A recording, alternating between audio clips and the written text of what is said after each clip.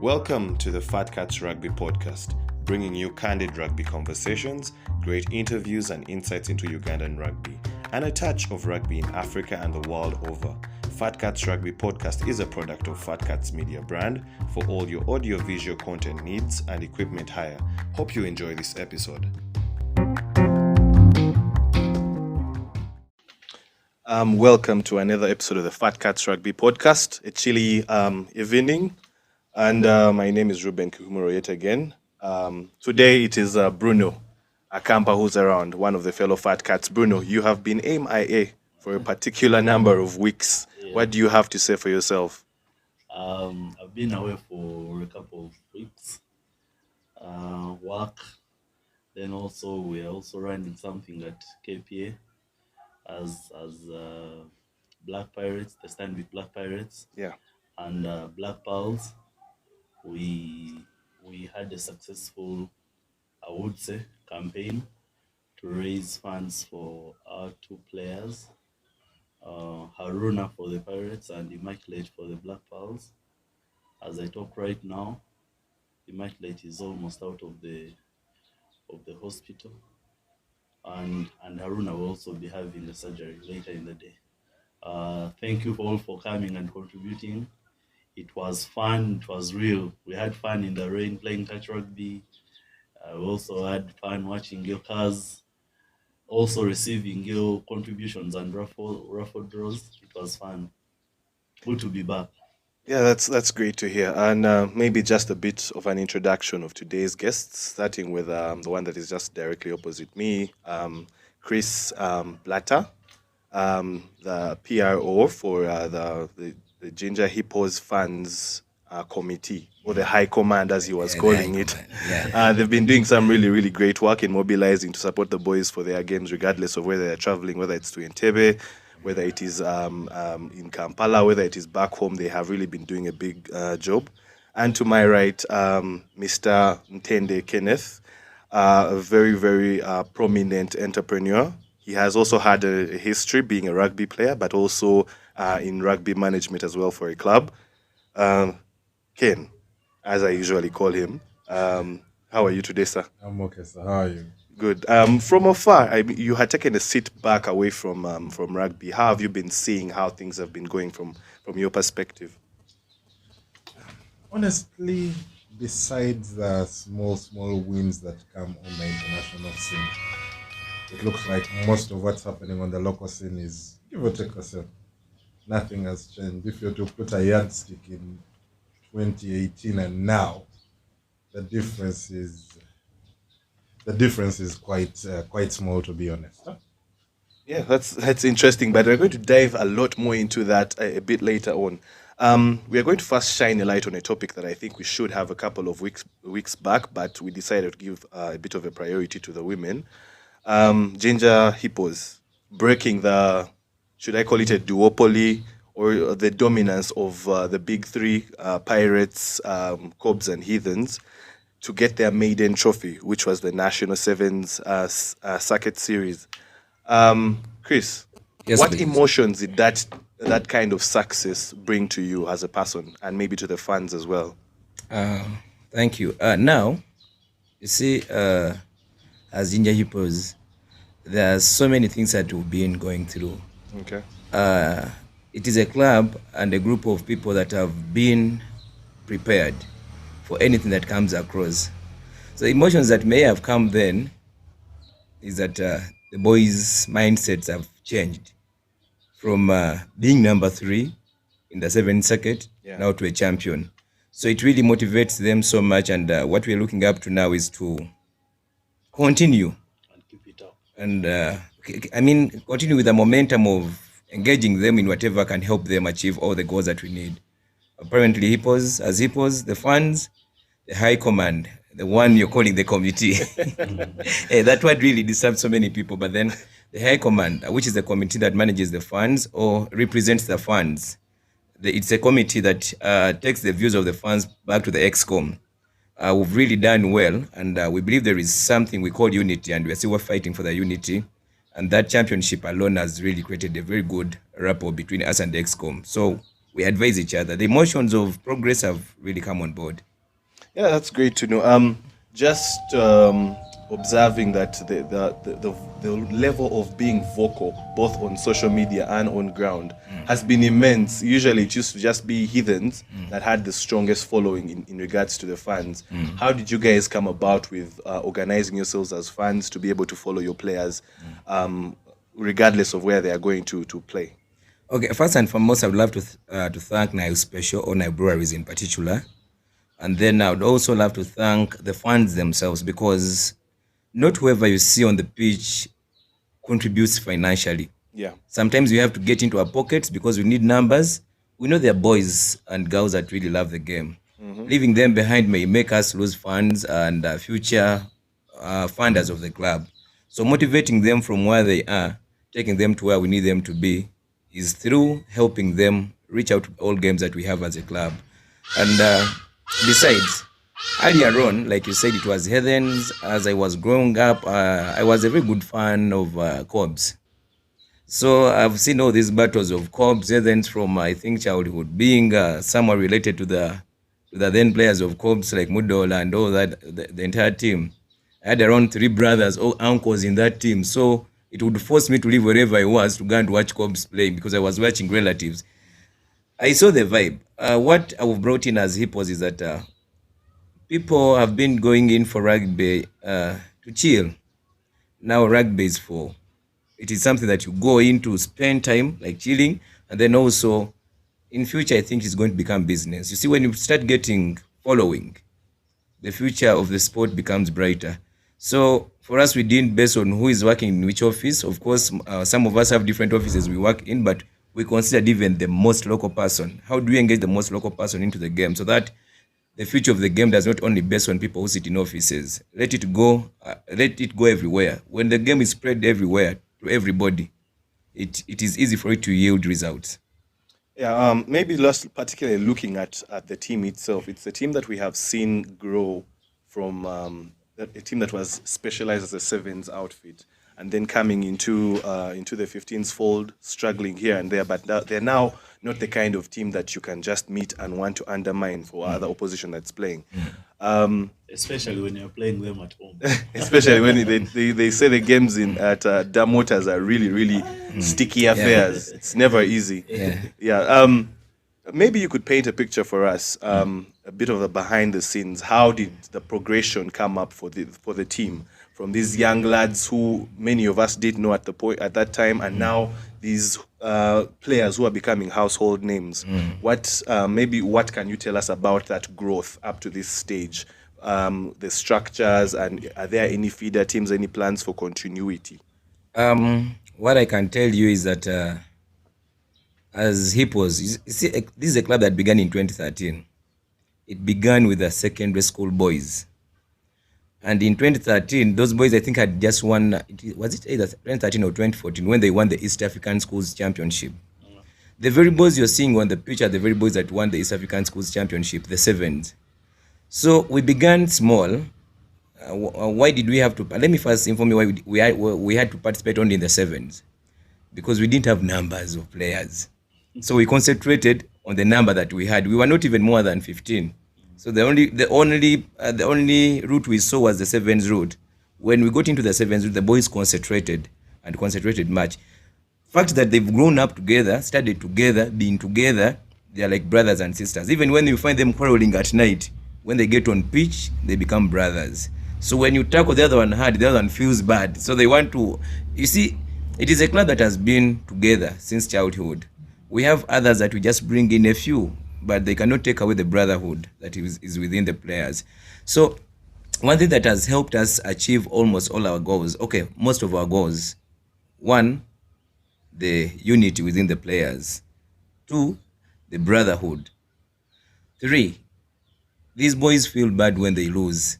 Every team feels bad, but for them they feel very bad, because remember in 2014 is when we first participated in the sevens, and we were third. We were all round, how should I call it? Overall, we were third overall. Then in 2014 we had a chance to go and participate in the Rwanda sevens. 2014 we went and we won. the Rwanda Sevens. Then we went back 2015. We still won the Rwanda Sevens. Remember, they were still young boys, so now the winning mentality comes into them. Those wins helped them mobilize or motivate other young players that were still in school to join them. Then in 2016, we still won the Rwanda Sevens consecutively. We won it consecutively. Maybe other teams did not consider going out to. You see, every time you expose players, they gain the mentality of winning. Whether they finish in the position of number 6, whether they finish in the position of number 10, as long as they are exposed to the game, by the time they come back on ground, they don't reason the same way. They don't play the same way because they've learned something from another part of the world. Now, when we left Kigali, we went to Kenya, Bungoma Sevens. Hey, we were number 5. Of course, every sport has politics, and this politics comes in generally because the sport, most times the sport doesn't have a very big following. If you want any sport to become very organized and administrative in a very positive way, then make sure you engage numbers. When you have numbers, even the people that are managing the sport start to get the fear to annoy the fans. Because if you want the sport to develop, then you need to be realistic. When you're not realistic, the sport may not grow. And it can only happen when the sport has no following. When the sport gains following, there is nothing like we are cheating the other. And of course, you will cheat, but at the end of the day, the following shall start complaining, not the management, but the following. When the following starts complaining, definitely management or whatever institution that is managing the sport should have to change in the other way around.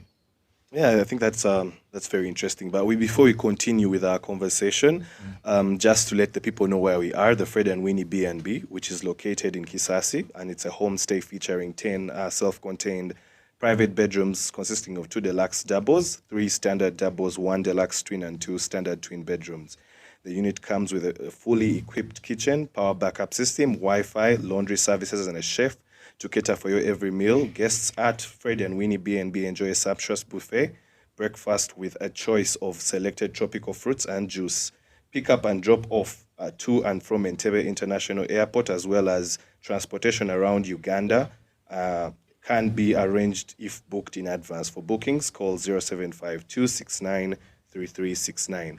And just let them know that a Fat Cat sent you for amazing offers, especially as we are going into the festive season.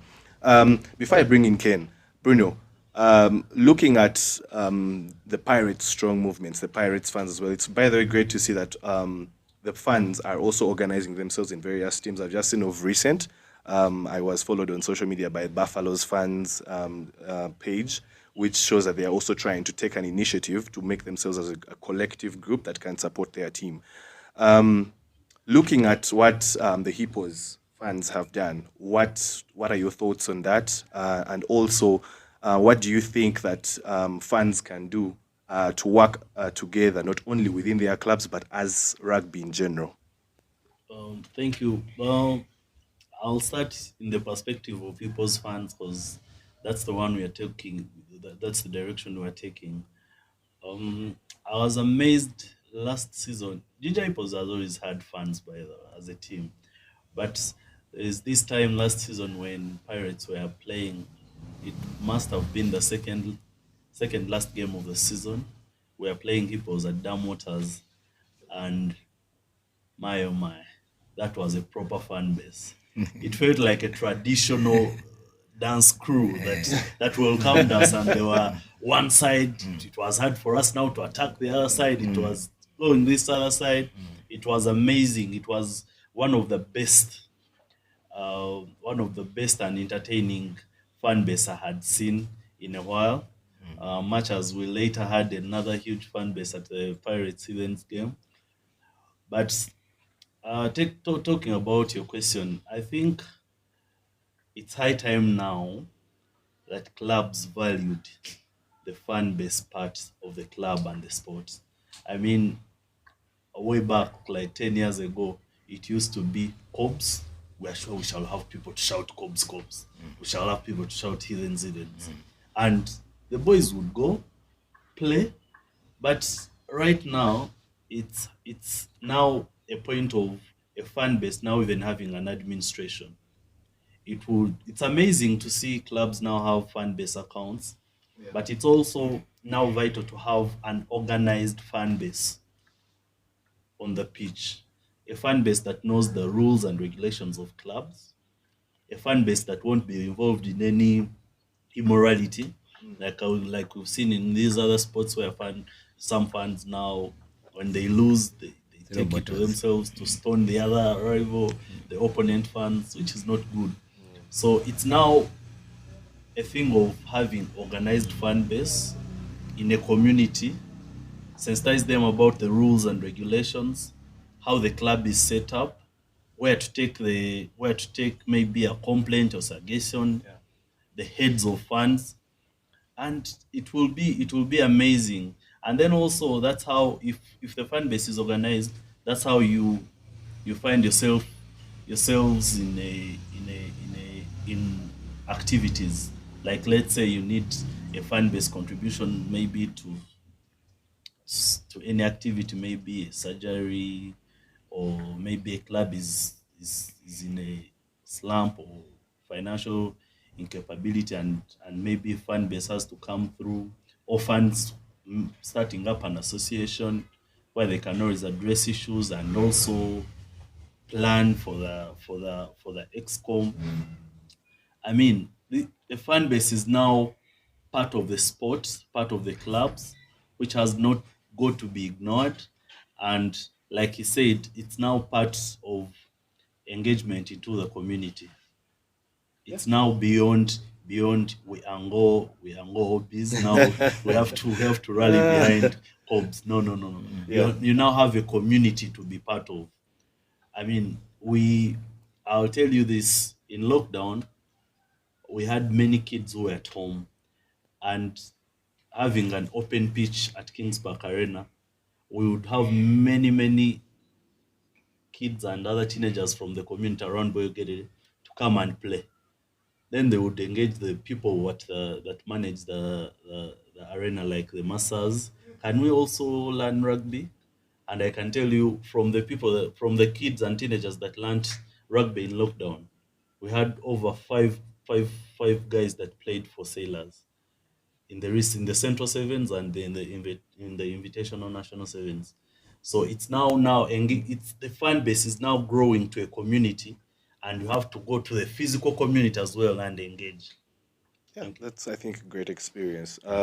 Before I bring Ken in, just something that popped up while he was speaking. There's been a bit of grapevine going around, apparent behavior that is not rugby like, for games in Jinja by some fans. I don't know if you have a comment on that, or is there anything that is being done to mitigate it if it is true? Thank you. Now, like Bruno said, you see, when you engage in community inter-rugby, you first engage them before you teach them.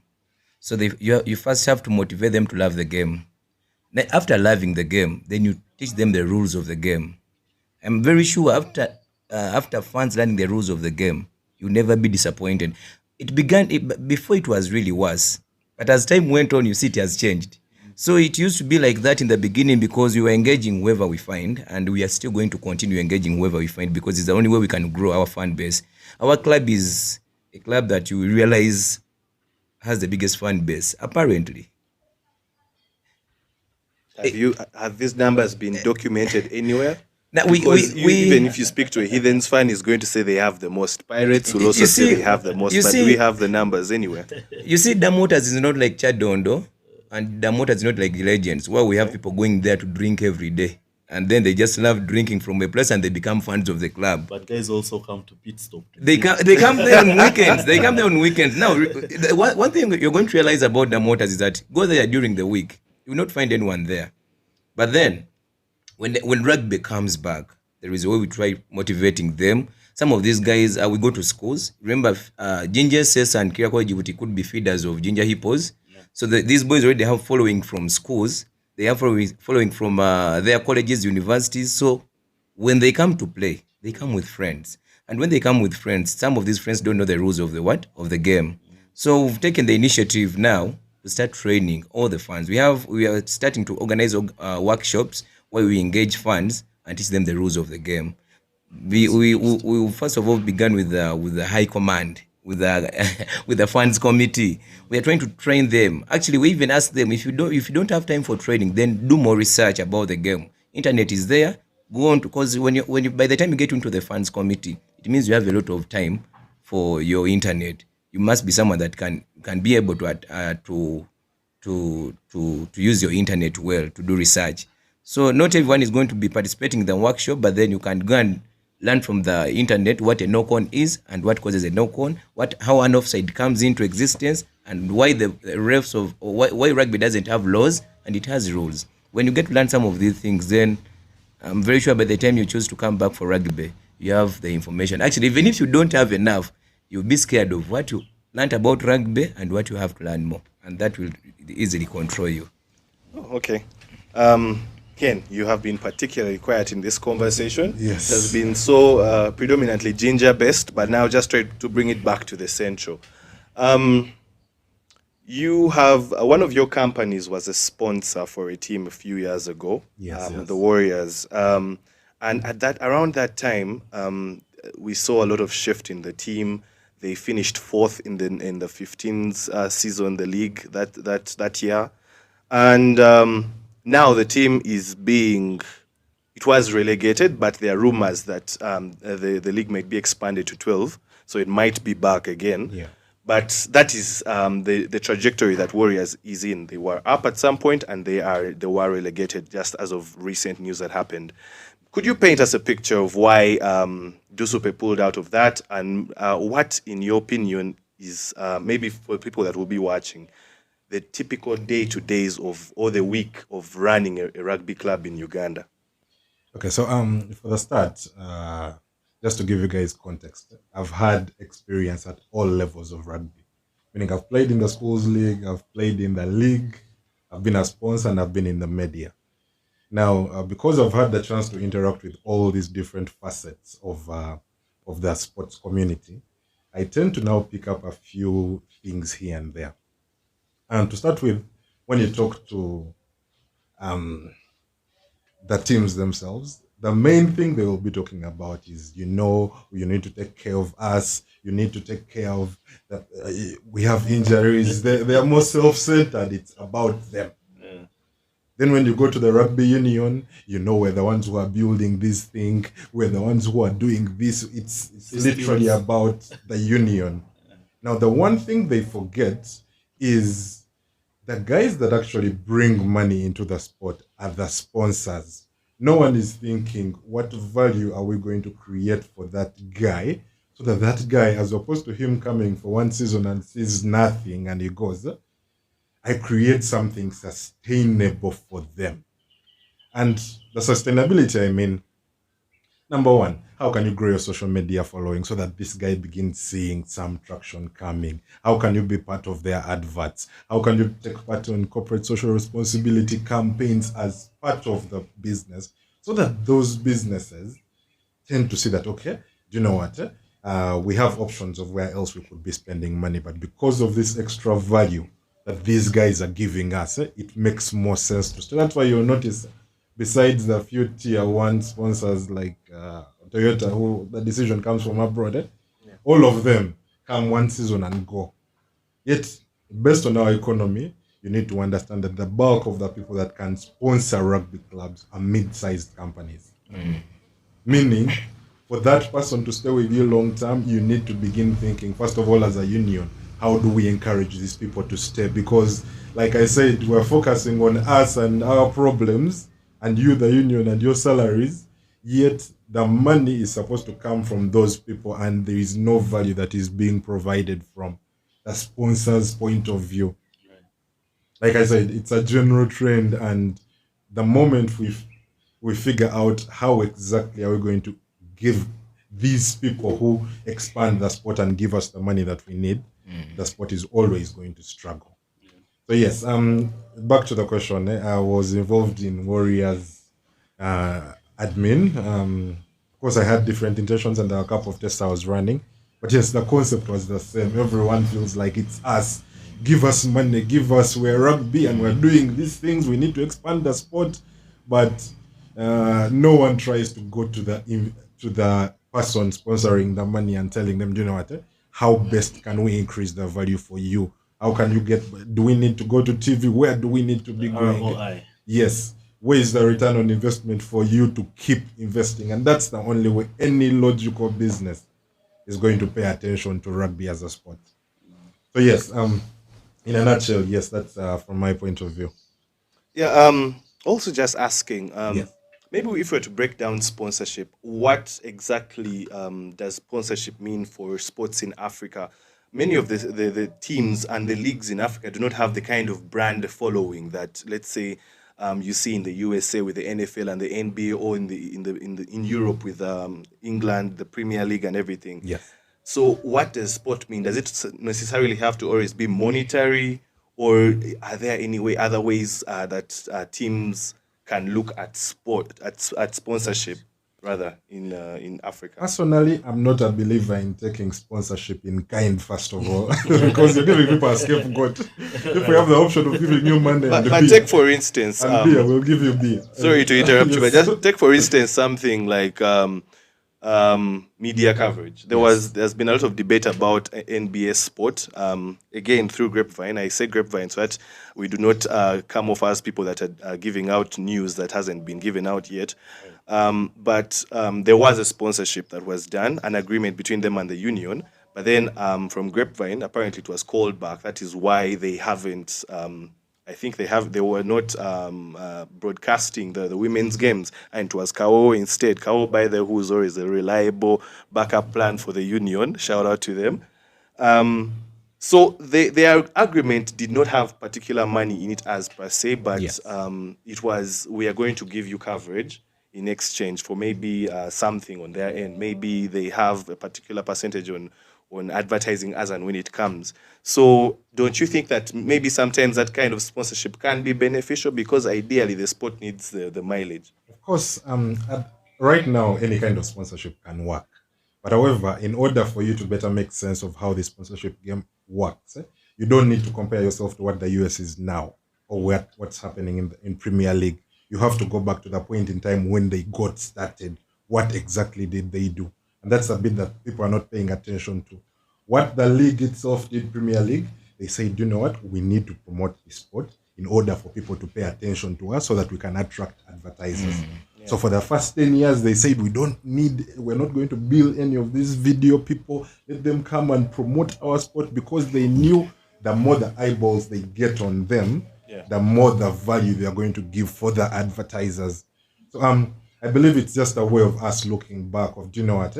Could we leverage and pick up some of the same tricks that they did? Their job was not to frustrate someone like Kawawa who has come and telling him we need 50 million or Kratos or whatever, and said, you know what? How do we leverage some certain things? Just to give you context, remember how Kratos, just in their 1 year of existence, they promoted the sport to the extent that a schools league game had 1,000 people. Right. Imagine how much more they could have done in a period of 3 years, 4 years, and them making money. It means they would have propelled the sport to a point in time where everyone in the country would begin to pay attention to that sport. So, but because everyone feels like they need to be compensated now, union needs to be compensated now. In fact, before you start, pass me 4 million.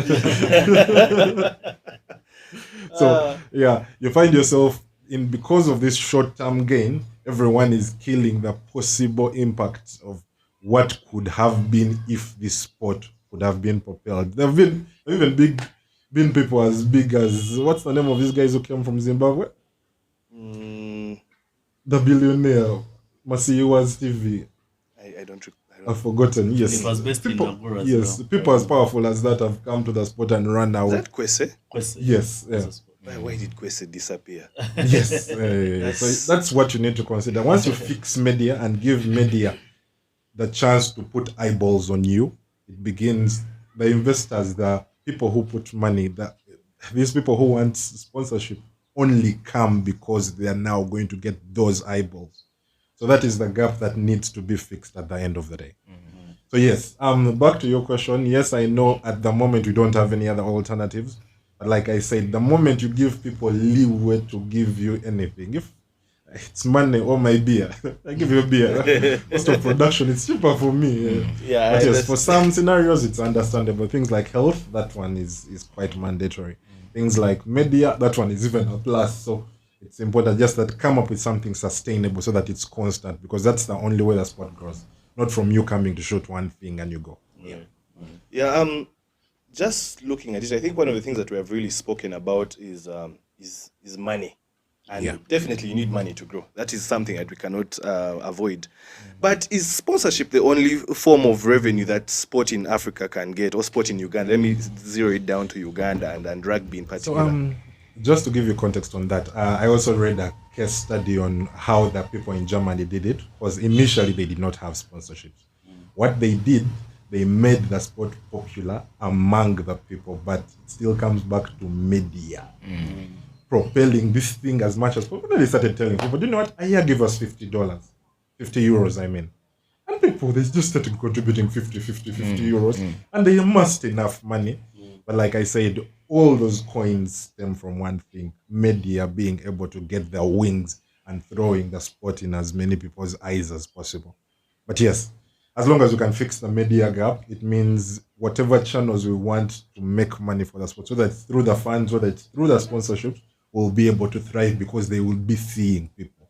And it's not just even about the sport, is what's happening in the outside life. Which girls are they talking to? Those things tend to actually attract more people than the actual sport itself. Yeah? And Okay, yes, Ken. it's a blueprint that has worked for everyone. Okay, thank you. I think one, just because Ken has been, maybe because you've been at almost every level of a stakeholdership in rugby. Yes. My question to you is, looking at the current status of the, I would say the top flight, the league, Yes. the 15s league. I can't say less than half of the total number of clubs in the league have sponsorship, Yes. proper sponsors. About four. And not because they are not trying. I believe the administration and the management out there is trying, but they've probably been pushed away or put in the corner or told to wait, or we shall get back to you. Yeah. And this is the thing, even if they send you away, that you'll never stop. So from your experience at every level of being a stakeholder, Yeah. my question to you is, how would you advise a club, whether top, whether the top, like they say, the top four or the middle or the lower club, Yeah. how can they try to get a sponsor that could probably make them perform maybe on pitch or off pitch Okay, a so bit better? So, step number one, you actually need to understand what is the value proposition in it for the sponsor. So, most people are just going there to say, can you sponsor us? Can you sponsor us? These are our expenses. No one is talking about what is the return on investment that is going to come out of us being with you for 3 years, 4 years. How much more value is that going to come? Right. So, yes, as step number one, I would recommend you first work around this value proposition for whoever you're reaching out to. That's number one. Then step number two, most people make a mistake. You'll get to notice, given that I've worked with some of these people, they will talk to 3 people, 4 Right. sponsors. Whereas what sales dictates is, in order for you to get one sale, you need to be speaking to 20 people. Yes. So you need to actually expose yourself. See which other options do I have? These guys have refused. Who else? Who else? Who else? Who else? Or better, if you get 4 positive Yes, responses, yes. So you also have to weigh the 4. create a list of about 50 people and Yes. see what value you're going to give, and you see if you will fail to get 4 sponsors out of those 50 people. Right. So it just doesn't happen. So largely it stems down from, do you know how to sell yourself? Do you know how to sell what you're trying to build? And what value does the person who is buying get? It's literally a traditional sales game. Doesn't that also become now a wake-up call to how most clubs management is set up? Because we are in a sport where largely management of a sport here is run by guys who previously played. Yet yes, you played, but then we have people out there who have different careers. Yes. You can be a management group of players who are, let's say you're five, four are maybe in medical business or in medical section of business, and now the others is maybe a carpenter or driver, but he played. Don't you think now we need to rethink and now change management of a company and look at careers, and you're like, guys, we don't have a sponsor, we are running a club, but we need someone to sell. Yes. Can we hire a salesperson? Honestly, I believe that is the most important bit. Right. Literally get one nice salesperson that knows what they're doing. And I could guarantee you, as long as they push for 3 months, 4 months, they would be in position to get us. Okay. Yes. Then, Ruben, my last question to Ken would be, right now, I'm talking on behalf of my club and also many other clubs, because I'm very sure this issue is affecting many other clubs. Right now, whether you have a sponsor or not, we've also had cases which also from your times when you're playing, where we've lost a lot of talent to injury. That's inevitable. I mean, world over, we've lost young players to injury who cannot play anymore. But then there is a case of injuries that could be treated better or earlier, and maybe that talented lad can come back on pitch. But clubs here are struggling to now take care of players' injuries because of finances. You don't have money. They don't have money. They don't have insurance. I don't know, because now what most clubs have been doing is, which is okay, Harambes, but then you can't be sure Harambes will always be the solution. I think one of the thoughts that I had as we attended the fundraiser on the weekend, I was having a conversation, I think it was with Edwin, and we're like, yes, it's great to see that the rugby community come together. Yes. But if you have, let's say, 10, 15 people on your injury list, how many fundraisers are you going to have? And each surgery is like 15 million. Also, for the sentiment of what happened at that event, it's great, it's amazing. Right. But does that also entice someone new to come into the game as a player or a parent to allow their child to play if they say, wait, this is a contact sport and you do not have medical covered? It raises a few eyebrows. And I personally thought that in the longer run, it somehow is not a very good advert of what the sport is all about. And it goes back to things that I feel like need to be addressed. There are so many fingers pointed at the union. Yes, the union is responsible, but how are clubs also organizing themselves to put themselves in a position that, this is what we are doing for our club. Let us be the anomaly. Let us be different. Yeah. And like you said, I think one of also the biggest problem is we have people in positions that don't understand the magnitude of those positions. Can they be able to hire some very ambitious, fairly young people that know how to do certain things? From the role of CEO to the roles to marketing, to sales, to funds liaison or something like that. I think those are all things that we need to rethink from the ground. It's like people forget that these are businesses also. Yes. People forget that these things are businesses. Maybe if I may come in on that. Let me try to give you a very small example. There is one thing that we need to accept in rugby as a sport. Rugby is still developing. Now, for us who've been different sports, when you look at where rugby is, sometimes you're like, I don't know when we were last in such a situation where you have to get a sponsor that gives you, let's say, 87 millions and you have to celebrate.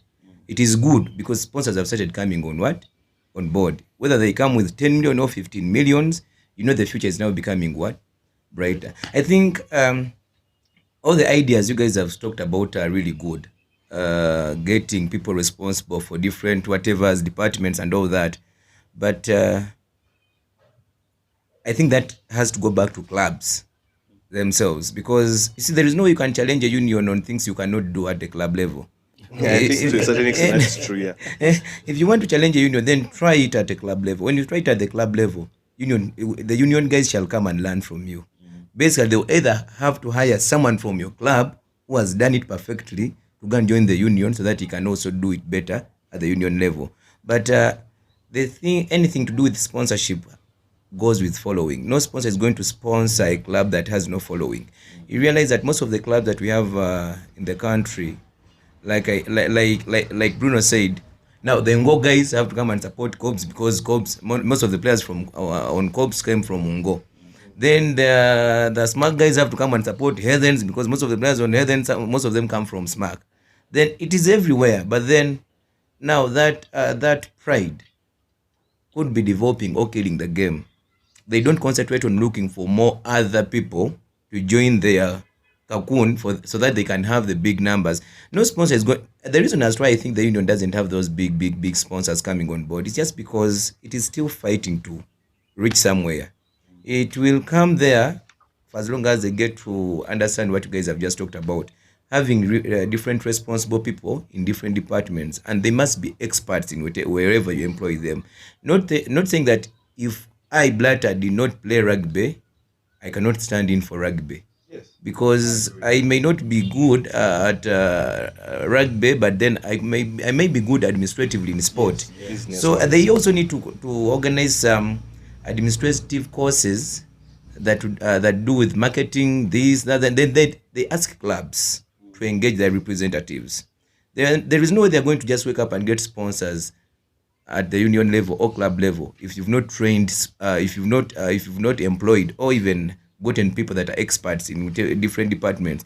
You realize now that in rugby we have so many coaches in conditioning and what? Strength and conditioning. But then when you go around looking for a marketeer from the union level to club level, people that can do marketing for clubs, because all we're talking about is sponsorship. Sponsorship goes with good marketing. You cannot get a sponsor that comes on board to market something that is dull. So that's why you see at our club level we are trying very much, and you never see us blaming union. For us, we don't blame union because now we know where union is finding it hard. Where union is finding it hard is that clubs have failed to do what is necessary.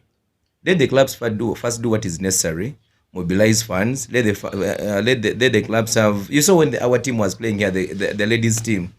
Again, they had first talk to these guys. Please come to Chadondo. It would have been the people from Mutundwe first who were near the pitch to come and enjoy the game. Yeah. But we failed to have a team maybe coming from Mutundwe that can have a following from Mutundwe to go and watch rugby games at Wankurukuku. So, my advice would be, let's try to take it away from ex-player being in management and employ people that have the zeal for the game. And the ability The also ability, to the ability. which is very important. Because the ability is, I have a friend who calls it, I'm forgetting the word he normally uses, but he calls it incompetence. When you're employing someone, you should employ someone that is competent according to what you want. And how do you employ someone that is competent? By making them informed. You cannot employ someone who played the game but doesn't know about what you're doing. You can have a lot of guys that play the game but they cannot do marketing. They cannot do good administration. So you can have a very good organized committee that is full of members, not administrators. So at the end of the day, you're going to lose it out to other teams that are going to become organized. Yeah, I think that there's a point there. I'm glad to see that, especially from growing as brands, that teams are being intentional, clubs are being intentional in trying to create the other wings of what they're all about, the fans' wings. Because I always have this conversation with people, and I think that rugby in Uganda should not be sold as a sport. It should be sold as a lifestyle. So that you're attracting even the person that doesn't understand what the game is all about, because there are so many rules. It took us, even us the ones that understand, a couple of years to understand it. But because we're just maybe in positions, the schools, friends that really forced it on us until we loved it. But then maybe the other thing I would like to add on is, you see, the club rugby, I don't know, but I usually advise my colleagues at the club level, stop thinking that every friendly game that you must be at the rugby pitch, because you're not attracting anyone at the rugby pitch. The people that we want to fall in love with the rugby outside the rugby pitch. Take this, instead of waiting for the union to bring the games to Wankurukuku, Gembe, transport, portal, blah, blah, blah. The clubs that are within such areas, let them try to find a way of attracting people that are near there by playing at the different pitches around there. At the end of the day, at the end of the year, if you're going to play a friendly at Wankulukuku, not because there is Africa Championship qualifiers, blah, blah, blah, blah, but going to play as a club, let's say Pirates going to play at Wankulukuku. If you're going there, you have people that are supporting Pirates and come from Wankulukuku, around Mutundu area. They're going to mobilize their colleagues to come and watch the game. Then you'll be taking the game more to the community. But when you keep on having friendlies at Chadondo, Dam Waters, having them at KPA, Legends, I don't know what kind of mobilization is that. You're going to have beer drinkers and chicken eaters. But I think, to a certain extent, especially what Pirates has done, moving away from Legends was one of the biggest things I think they ever did. They now have a whole different area that they are controlling, and they've really been trying to engage the And with the new schools and the following. community there. I think it is good. And actually, it goes back to one thing you spoke about, cocooning. I think rugby for the longest period of time has cocooned itself because many of the dominant teams were in Lugogo. Yeah. So how do you expect teams to grow, or the sport to grow in general, when there is that kind of dynamic for a long time? Maybe just on that note, Ken, how now? Yes, you say that to a certain extent we shouldn't blame the union, but I feel like the union is responsible. Honest. Is the overall body that is responsible for the game. So what do we do to make the league and the sport more marketable now? Now that we have understood that these are the issues, what do you think the union isn't doing that it should be doing to especially spread the game to other regions and also make it more marketable and more enticing for sponsors to come in? All right. So the first thing we need to understand is, honestly, rugby is a hard game. So trying to use the sport at its core to attract people, the general public, is going to be extremely difficult. So there are so many rules that what is a girl going to come and do there? Ideally, it's just a guy who is going to bring her over. So the first thing that these guys did, I'm just going to use people that have actually done it, is use the media, play around what else can be linked to rugby. You noticed with Kratos that whenever I posted rugby content, 200 views. You posted the nicest this with these women, it's related to rugby, but it has 3,000 views. Meaning its coverage. impact overall in terms of bringing external people to watch what you're doing was actually a lot more powerful than that. So step number one would be, how do we work with the existent media to actually promote the sport, not at necessarily rugby level, but how do we affiliate? How do we talk about the schools? How do we include this so that everyone now begins to get interested? Because step number one of making any sport grow is you don't first work on the sport, you work on popularizing the people within the sport. And the way you popularize people is by talking about their wealth, talking about their women, talking about this, so that now their lives begin to attract other people. And the only way you do that is by getting a competent marketing powerhouse or a media platform that is literally focused on putting that to life. That is usually step number one, because everything else that you can do, I could guarantee you, even if you held a game in Wankulukuku, It centers around there. yes, still centers around there. And because now people are having to come to watch this already complicated sport where people are beating themselves, its impact would be much less than a random video like check out the chick's desire has been with. I don't know if there was any particular That's a strip thing in using desire, but I could guarantee you, over a year, someone that continuously did that would have a lot more impact in terms of bringing people to you. Just to give you context, Kratos alone was around 1 year. We had almost 10,000 people that had signed up to begin watching content, to begin engaging. And those were actual people. You have their names, you have their phone numbers. That is quantifiable. And that's something you can actually take to investors or sponsors to say, you know what? We actually have 10,000 people that are watching our content on every day. So that is usually where step number one has to be fixed. I know people are going to try and blame the clubs, but their impact would be little. Remember, they don't even have money. So, True. so regardless of how much of a push you're trying to do, as long as you don't have money, you're wasting time. Yeah, sure. Because the two are related. You need money to push. Ataina said Tayongeda. But yeah, anyway, I think those are some interesting points. Yeah. And as we come to conclusion of this discussion, it's one that is really, really broad. We could even have another edition of it. But he spoke of something about the German ideology of developing, of growing clubs and growing a league.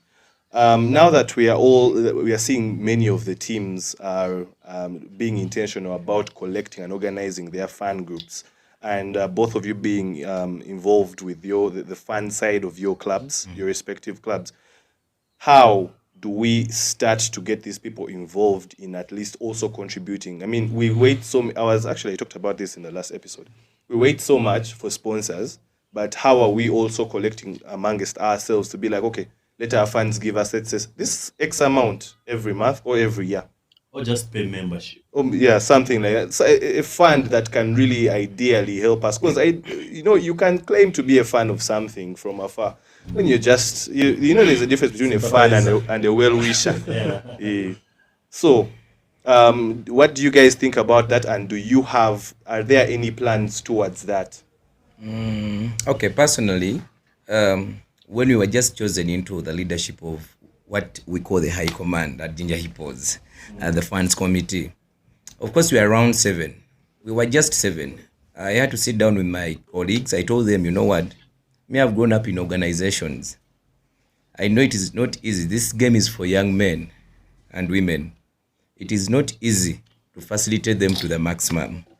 And on our committee, I don't think any one of us can contribute more than $1 million to facilitate the club. Now, when you're choosing a funds committee, that's why I try to drive away people from the thing of those who played. No, choose potential people that are good at everything that you're looking for in a funds committee.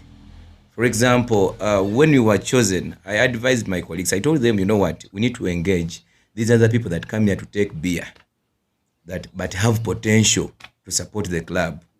Instead of being just looking at them taking beer and saying we love hippos, bring them as committee advisors, make them members on the committee, let them sit on the committee. We can say we need and be part of it, so that when we are stuck somewhere, because we are struggling with finances, the club doesn't have money, the funds are not paying because we are still mobilizing and marketing on the ground. Then we need people that have potential to facilitate, to support financially, to come on board. So we started identifying them. I actually talked to my chairman, William. I told William, you know what? We need to identify those people that come here for beer and whiskey and eating chicken here, but say they love the club. Bring them on board. Teach them what rugby is. Make them advisors of the committee.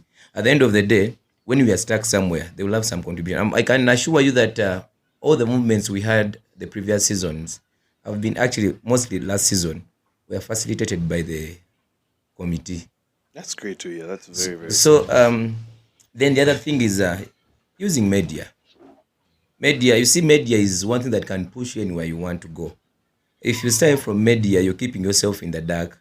So every time you bring media on board, media will help you mobilize. You have to also choose. You see, I liked what the union did, bringing Eddie somewhere as a head of funds. It may look, they might be having someone else that played rugby and is well versed with rugby information and all that, but how many people can that person attract? When you're recruiting people, don't just recruit people that you've grown up with. Look for someone that is going to be in the club and will attract other people to come and join the what. So when this particular person comes on board, you realize that other people shall find the zeal to come and join the club, and then see, they would actually love to know. Rugby is a game that you learn on pitch. And I love the way they do it. They hold the microphone, and then every mistake that is done on the pitch is communicated. So even a fan that doesn't know what that mistake is, at least he gets to know the name of the mistake. So there are some of the things that you need to just put on, but to bring on board, so that they can help you mobilize more funds. You can consider schools, like I said.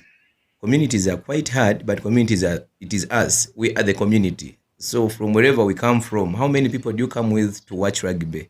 It also matters. When you engage schools, this is a sport that is growing, and it still has some good 10, 15 years to reach where we want it to be in whatever we are discussing here. It still has some 10, 15. we need to have a work plan. Fine, this is what we want. Which period have you given it? In how long do you want this thing to be implemented and then achieved? We cannot think about it and achieve it there and then. We need to have a work plan where we say the next 8-7 years, we want pirates or hippos to be at this level. Then in 8 years after that, we want it to be here and there. That's one thing that we've tried to put to bring on board as Jinja Hippos, and good enough we are working hand in hand, the High Command and XCOM. We are trying to implement some of these things. They may not come immediately, but we are strategically handling that. Interesting. In a minute, Bruno, from the Pirates strong perspective, what plans do you guys have as fans to support the team? As I mean, as first of all, from a club level, you have to understand what, as you grow the fan base, what do we expect from the fan base? As fans, now we look up to more subscriptions, paying membership for the club. That matters a lot, not only to the club but also the fan. As a fan, now because you're addicted to the game, when you pay membership, now you have a say. You can bring in a query or suggestion or anything, and you're also eligible to attend maybe the AGM of the club. So paying more membership and also making the match and more replicas and anything club related merchandise available, and then the fans can buy. That's part of supporting the club, growing the club. You don't want to miss out talent because of finances or because of injury for a long time. No, because you've supported, there is some money that can cater for the players' welfare or even an injury, and then also and participating in more activities that bring that bond the fans, like what we always do, the fans day out at the rugby chill or the sports day at the touch rugby competitions and football and any other sports related thing. Engaging in those activities that bond the fans together, you are bonding and as well attracting the new fans. Yeah, I think that is that's very very good what you guys are doing. I've seen those fans activities. They're really really good for trying to get people interested in the whole setup, the whole organization. Just in a minute yet again, Ken, um, you have been part of sport. You had taken a seat back. Do we hope to see you partake in sport or particularly rugby anytime in the future? Yeah. So do I have first answer the question before? 'Cause I have a point there as well. If you can squeeze it into a minute, go Okay, ahead. so first of all, I think we're taking funds for granted sometimes, and we're just expecting them to come and keep giving us money for some reason. So as clubs, man, first go back to the basics. What are you giving the guy to continuously give you money? Because I'm going to give you money once, but second month, third month, what are you giving me in return? So let's first get away from that mindset of, hey, no, we just talk to them, engage them, and they give us money. It doesn't work like that. That's not how economics works. So yeah, step number one is think of which value are we going to give these guys. Liverpool does things as stupid as we're going to give you insider information of what Darwin Nunes is doing on their blog, and you pay some $5 a month. And because you feel like they're giving you something, you're more willing to let me keep subscribing for it every month. So I believe clubs should first go back to that basic and think. I know I want to engage these clubs, but it's not fair for you to just go back and say, give us, give us, give us. So think, what can we give? And giving doesn't have to be something a lot. Like I said, it could be as something as simple as you're giving them executive information that they're not going to get anywhere else about what's happening inside the club. Could be this happened, that happened, and something as simple as that could just be packaged and given so that people now can use that as, I'm paying for something in return. Actually, maybe to add on Kenny's point, you see, fans love accountability. They love accountability. Once they are paying and not seeing anything being given back to them, they lose the guts to continue. Yeah. So besides what he said, the branding and replicas and blah blah blah blah, they want something that is organized. Are you registered? What is the cause of the registration? And if the cause of the registration is to support the club, you will have so many fans. Then, what kind of game are you playing on the pitch? because fans don't want to support weak teams. Much as you want fans to come, then you should also emphasize a good play, a good game on the pitch. Once you have a good game on the pitch, even the one that is staying in Kitgum will visit Kampala, watch Pirates, and would there and then feel like I have to support rugby. So that entertaining rugby, that good game strategy, game structures, and all that. If you win games, fans shall definitely. So we may consider just mobilizing funds, but then forgetting to advise the technical side that you should also work hard, make sure the team plays well, to make it easier for us to mobilize what? The funds. Okay. Yes, Ken, and my the second final question.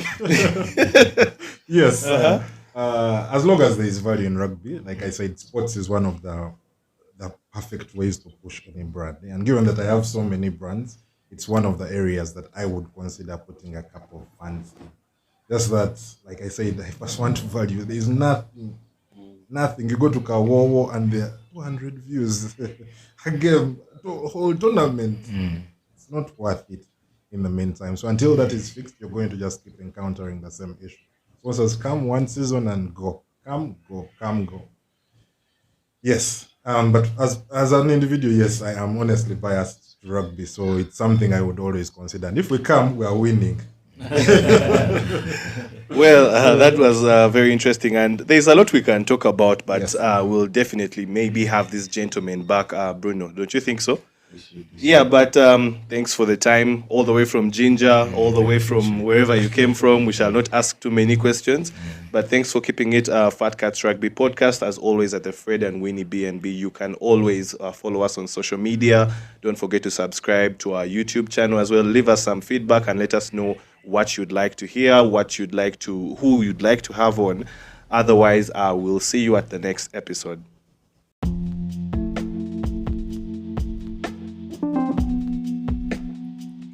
Thanks for listening in. Share with us your thoughts from today's episode, and don't forget to follow us on Facebook, Instagram, Twitter, and subscribe to our YouTube channel.